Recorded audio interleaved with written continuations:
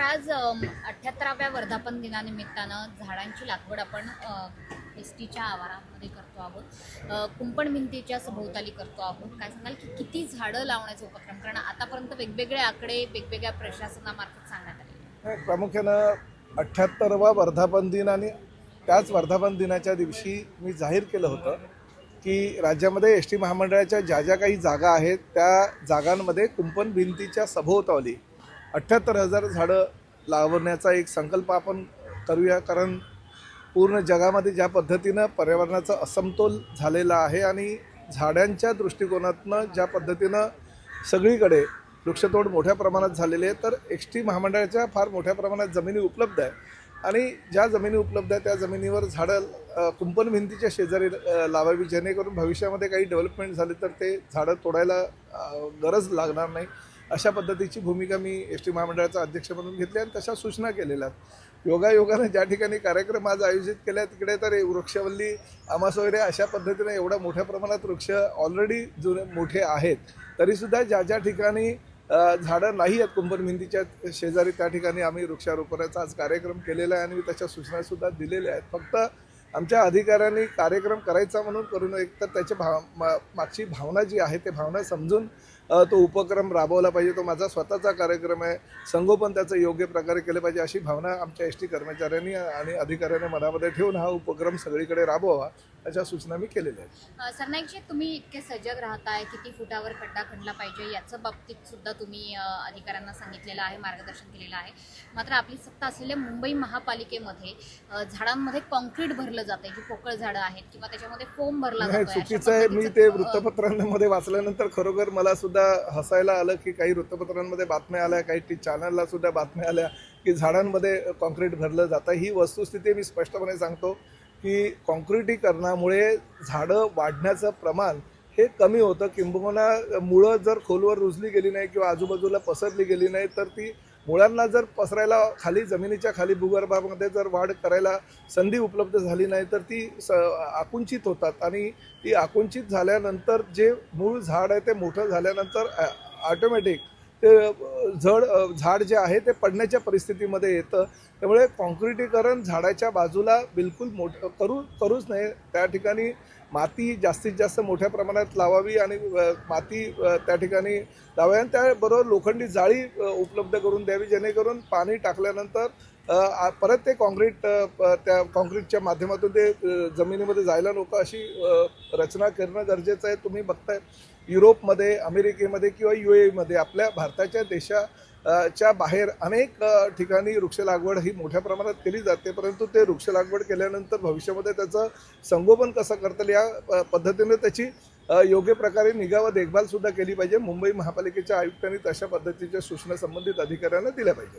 मात्र मुंबई महापालिकेचा आयुक्तच असं म्हणतात की कॉन्क्रिटीकरणामुळे कुठलेही झाड पडलेले नाही. वास्तविक अगदी मोठ्या संख्येने या पावसाळ्यात झाडं कोसळली. शिवाय चेंबूरमध्ये जी दुर्घटना झाली, 10 वर्षाच्या मुलाचा मृत्यू झाला, त्यामध्ये सुद्धा सगळ्या अधिकाऱ्यांना क्लीन चिट देण्यात आली आहे. नाही, ही मलाच आश्चर्य वाटतं ह्या गोष्टीचं. म्हणजे खरं तर मुंबई महापालिकेच्या आयुक्त ह्या IAS दर्जाच्या किंबहुना माझ्यापेक्षा नक्कीच ज्ञान अधिक आहे, परंतु कदाचित काही भावनेच्या भरामध्ये त्या बोलून गेल्या असतील. परंतु हे तर सर्वसामान्य शाळकरी लहान मुलांना जरी तुम्ही विचारलं तरी त्यांनाही या गोष्टीची कल्पना असते की झाडाच्या आसपास त्या परिसरामध्ये मुळं जास्त खोलवर जावी आणि जात असताना आजूबाजूच्या परिसरामध्ये कॉन्क्रिटीकरण जे आहे ते होऊ नये ह्याची दक्षता घेणं गरजेचं आहे. त्यामुळे मला असं वाटतं काही चुकीनं काही वक्तव्य त्यांचं झालं असेल, परंतु तरीसुद्धा जे झालं ते झालं, त्याचा विचार न करता भविष्यामध्ये आपल्याला कशी वृक्ष लागवड मोठ्या प्रमाणात करता येईल याची दक्षता त्यांनी आयुक्त म्हणून घेणं गरजेचं आहे. शिवसेनेच्या उपमहापौरांनी आयुक्तांच्या राजीनाम्याची मागणी केली. शिवाय आयुक्त विशेष बैठकांना सुद्धा उपस्थित राहिल्या नाही, त्यांनी टाळलं.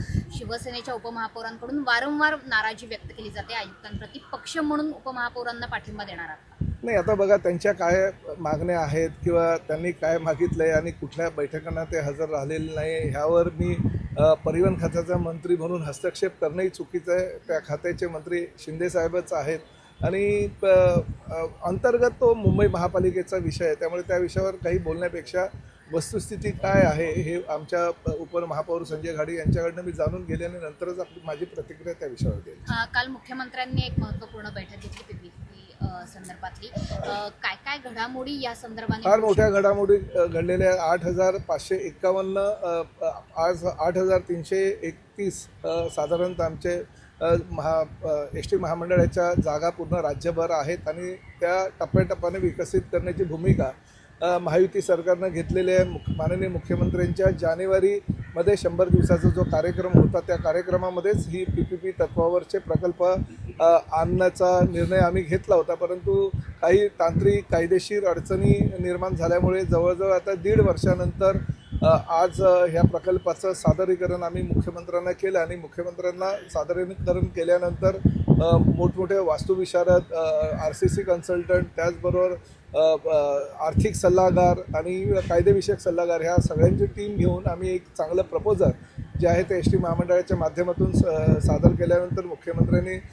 कालच्या बैठकीमध्ये त्याला मान्यता दिली आणि लवकरच येणाऱ्या मंत्रिमंडळाच्या बैठकीमध्ये त्याला मान्यता देऊन पुढील 2 महिन्यामध्ये आम्ही त्याची निविदा प्रक्रिया राबवणार आहोत, जेणेकरून गुजरातमध्ये माननीय पंतप्रधान नरेंद्र मोदी मुख्यमंत्री असताना त्यांनी जी बस पोर्टची घोषणा केली होती तशाच पद्धतीनं बस पोर्ट हे राज्यामध्ये सगळीकडे असावे, तालुका शहरी आणि ग्रामीण भागामध्ये सुद्धा असे बस पोर्ट निर्माण व्हावे अशा पद्धतीची रचना एस टी महामंडळाने केलेली आणि निश्चितपणे मंत्रिमंडळाची मंजुरी मिळाल्यानंतर त्याची लवकरात लवकर आम्ही जी निविदा प्रक्रिया ती राबवणार आहोत. श्रीकांत शिंदे यांचा केंद्रीय मंत्रिमंडळामध्ये समावेश होण्याची जी चर्चा सुरू झाली त्यांचा शपथविधी नेमका कधी असेल? नाही, शपथविधी तर ठरवण्याचे अधिकार प्रताप सरनाईकांना नाही आहे.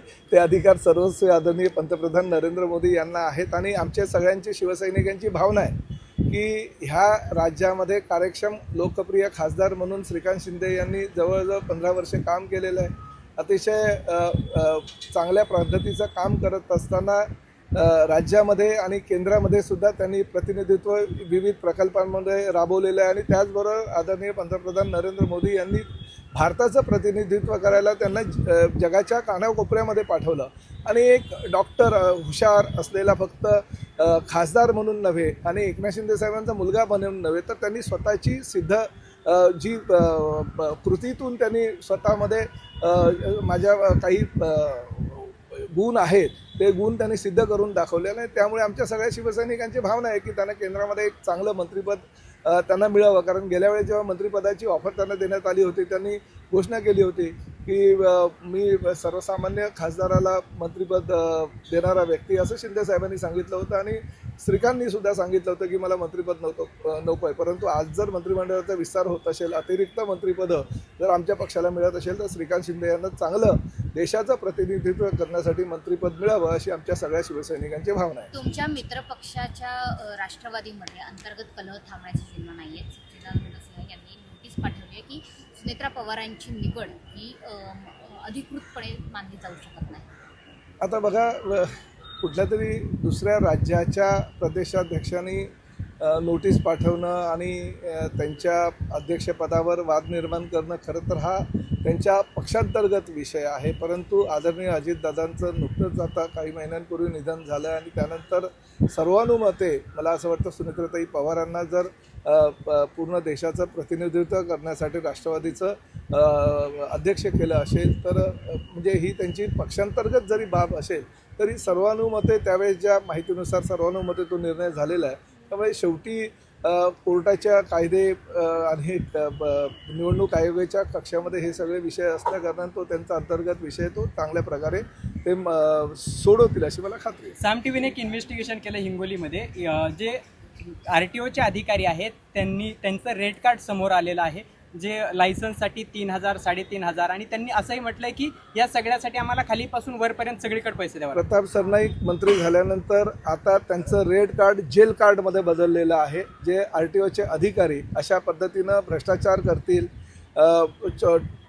चेक नाक्यावर किंवा कुठल्या गोष्टींमध्ये जर भ्रष्टाचाराच्या माध्यमातून त्यांची जर काही नावं आले असेल. नुकताच आमच्या ज्या दक्षता अधिकारी आहेत IPS नारनवरे यांच्या माध्यमातून आम्ही एक SIT स्थापन केलेली आहे. त्यांना 3 अधिकारी नियुक्त केलेले आहेत. त्यांच्या माध्यमातून 1 महिन्यामध्ये अहवाल द्या अशा सूचना आम्ही केलेल्या. विधिमंडळामध्ये तशी घोषणा केली. मुख्यमंत्र्यांनी ह्या प्रकरणी लक्ष घेतलं. एक गोष्ट या ठिकाणी सांगतो, हे महायुतीचं सरकार आहे. अशा प्रकारे कोणी जर भ्रष्टाचार करत असेल किंवा रेड कार्ड स्वतःचं निर्माण करत असेल तर त्याचं जेल कार्ड आमच्याकडे आहे जर कोणी अशा प्रकारे भ्रष्टाचार केला तर त्याला उचलून जेलमध्ये टाकण्याची भूमिका परिवहन मंत्री म्हणून प्रताप सरनाईक यांनी घेतलेली. सर बात की जाए लड़की बहनों की तो